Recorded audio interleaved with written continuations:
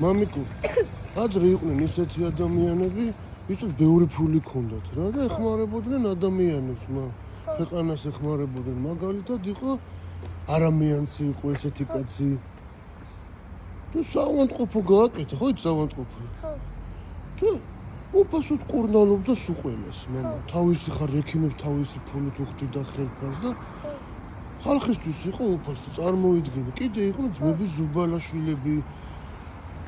ისინი სულ ეხმარებოდნენ, მაგაძე მაგარი ქველმოქმედი არავინ არ ყოფილა, ეხლა კოტე მარჯანიშვილის თეატრი რო არის, მაგათმა ააშენეთ, მაშინ სახალხო სახლი ერქვა რა. თეატრიც იყო, ბიბლიოთეკაც იყო, იქ ჩაისაც სვავდნენ, რადგან ფიქრობდნენ, რომ კულტურა იყო ყველაზე მნიშვნელოვანი საზოგადოებაში რა და კიდე ბევრი საქმე გაუკეთებია და იყვნენ კიდე ძალიან ბევრი ასეთი ხალხი რა. აი, ხვალე კიდე სხვაზე მოგიყვები. ზე კიდე სხვაზე, აი დღეს ამდენი ფული აქვს და არაფერს არ აკეთებენ, აი გინახავს ვინმე და არაფერს არ აკეთებენ. ნეტა რა თუნდა დამოიდეს ტრაკუშის ფული და გაუხმეთ მაგათ ტრაკუცები.